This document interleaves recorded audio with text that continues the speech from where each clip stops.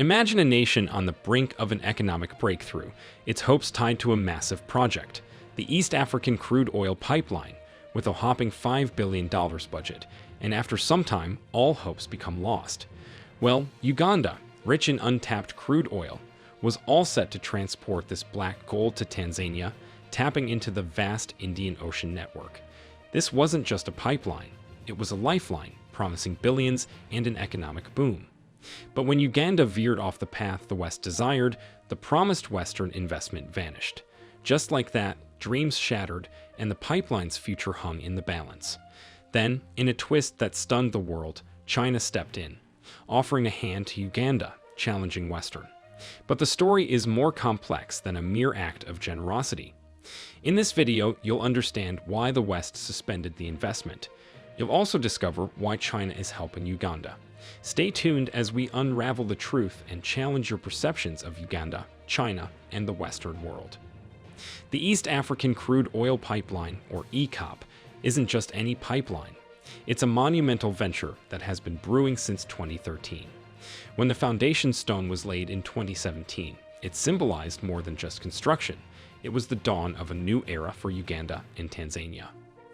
EACOP's mission and ambition was clear: to transport crude oil from Uganda's Tanga and Kingfisher oil fields to the port of Tanga in Tanzania, a gateway to the Indian Ocean. From there, Uganda's oil would reach the global market. This project involves key players in the oil industry: Total Energies and the China National Offshore Oil Corporation.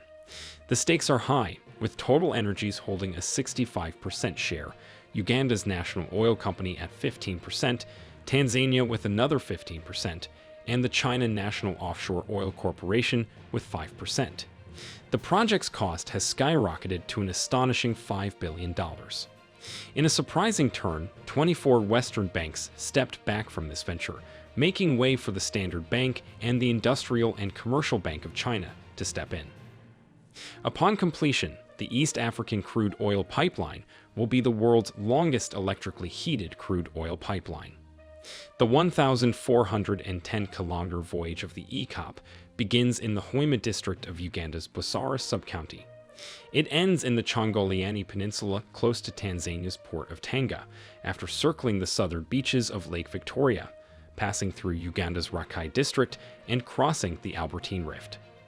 In a significant development, December 2021 saw the Ugandan Parliament endorse the East African Crude Oil Pipeline Special Provisions Bill, cementing the nation's role in the East African Crude Oil Pipeline, with an investment of $293 million, of which $130 million was already secured. Similarly, Tanzania legislated its commitment in August 2021, demonstrating a strong regional partnership. The plan for the East African Crude Oil Pipeline was to start construction in August 2016, aiming to finish in 3 years with a $4 billion budget. This project promised to create about 15,000 jobs during construction and 1,000 to 2,000 permanent jobs. By July 2016, Total Energies committed a significant $4 billion for EACOP's construction. High-level discussions between the oil ministers of Tanzania and Uganda in Arusha led to the announcement of a January 2017 construction start date for the 1,443 kilometers pipeline. However, by August 2017, the budget was revised down to $3.5 billion. September 2020 was a turning point. Total Energies and the Ugandan government signed an agreement, setting the stage for a final investment decision by year's end. Construction was expected to start in early 2021.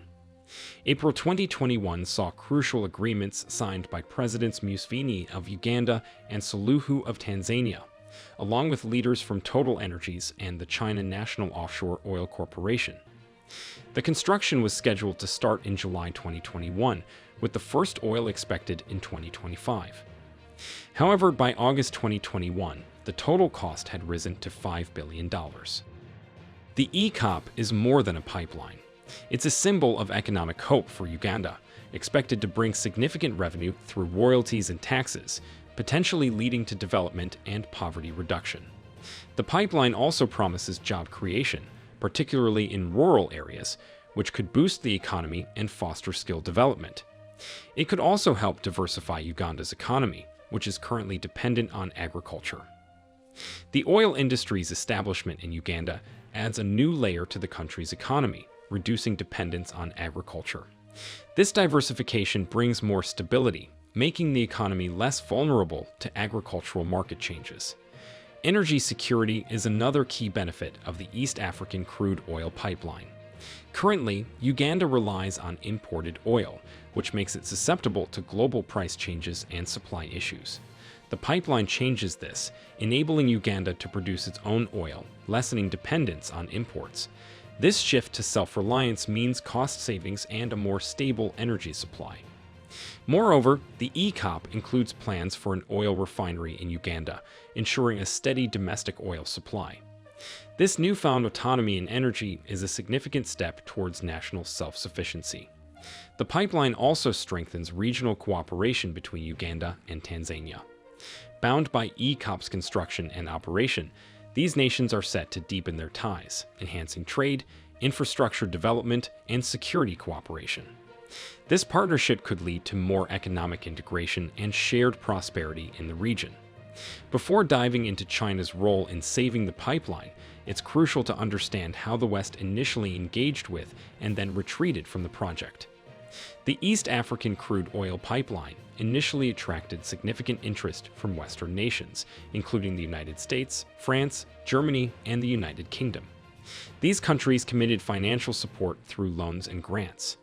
The East African crude oil pipeline project was envisioned to spur economic growth and development in Uganda and Tanzania. The construction and operation of the pipeline were expected to create jobs, increase government revenue, and stimulate investment, thus enhancing economic prosperity in the region. However, this potential was overshadowed by the actions of Western countries. Initially, nations like France, Germany, and the United Kingdom showed interest in the project. But after a period of support and spreading optimistic messages about the pipeline, these countries abruptly withdrew their financial backing. This move came amidst widespread propaganda regarding the pipeline. A significant part of the Western propaganda focused on the environmental impacts of ECOP. The pipeline's route, cutting through sensitive ecosystems, raised concerns about deforestation, habitat loss, and wildlife disruption. Environmentalists warned that the project could harm biodiversity, threaten endangered species, and contribute to climate change due to greenhouse gas emissions from oil production and transportation.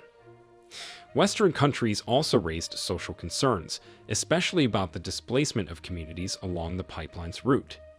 However, these environmental and social concerns were also seen as part of a broader strategy to end investment and prevent Uganda from constructing the pipeline independently. International environmental organizations, under Western influence, targeted the oil pipeline to hinder its construction, preventing Uganda's potential benefit. Beyond environmental and social issues, Western countries also cited financial risks like political instability, cost overruns, and volatile oil prices to question ECOP's viability. This stance raised suspicions of hypocrisy.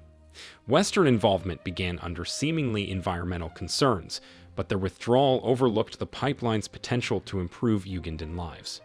Their decision to pull out of financial support combined environmental, social, and financial worries, often overstating the negatives and downplaying the benefits. Moreover, the existence of pipelines in Western nations without similar criticism from these organizations suggested selective targeting of African projects. This inconsistency pointed to a possible use of these organizations to undermine African developments, while similar Western projects remained uncriticized, highlighting a double standard in environmental advocacy. China has emerged as a pivotal player in the East African crude oil pipeline project, stepping in where Western financiers withdrew amid environmental concerns. Chinese lenders have pledged over half of the $3 billion debt needed for the pipeline's construction. According to Uganda's Ministry of Energy and Mineral Development, discussions are underway with the China Export and Credit Insurance Corporation and the Export-Import Bank of China. Sinosure, a Chinese state-owned export credit insurance provider, is collaborating with Exim Bank to finance a significant portion of the pipeline. In addition to funding from Chinese lenders, Uganda is also looking to secure financing from the Islamic Development Bank in Saudi Arabia and various African banks, including the African Export-Import Bank. Despite some Western banks withdrawing support, Uganda sought alternative partnerships. Recently, the partners announced a final investment decision of $10 billion for the project, covering both the oil field development and the construction of the pipeline to transport crude oil from Hoima in western Uganda. The China National Offshore Oil Corporation oversees the Kingfisher oil field on Lake Albert's eastern shores in Uganda. This field is expected to reach a peak production of 40,000 barrels per day. Meanwhile, the larger Talenga oil field, operated by Total Energies, has a development cost estimated between $4 billion and $6 billion and aims to produce around 190,000 barrels per day. The development and drilling of wells for Kingfisher and Talenga began in January and June 2023, respectively. With these developments, the landlocked East African nation is on track to become an oil-exporting country by 2025, marking a significant milestone in its economic progress. South Africa's Standard Bank and the Industrial and Commercial Bank of China are serving as financial advisors and lead debt arrangers for the East African Crude Oil Pipeline, EACOP. Japan's Sumitomo Mitsui Banking Corporation initially declined to finance the project, and its current status as a debt arranger and advisor remains uncertain. The EACOP project also caught the attention of the European Parliament last year. Legislators passed a resolution calling for a halt to the project, citing environmental and human rights concerns. This resolution also included a caution to Total Energies against its involvement in the project, reflecting growing international scrutiny over the pipeline's potential impact. The European Parliament's opposition to the East African crude oil pipeline highlights the contradictory stance of Western countries. Initially providing political risk insurance, they later used environmental concerns to suspend investment. Uganda, countering Western demands to abandon its oil plans, argued for a balanced energy transition, integrating oil and gas with renewable energy initiatives. The decision to suspend investment is seen as a response to Uganda's assertive actions in 2021, including expelling the U.S. ambassador and suspending collaboration with the European Union over human rights sanctions. Uganda's military cooperation with Russia, perceived as a shift away from Western alliances, further strained relations. Uganda's criticism of Western hypocrisy and neo-colonialism in international forums, like President Yoweri Museveni's address at the United Nations General Assembly, indicates a pivot towards closer ties with Russia and China.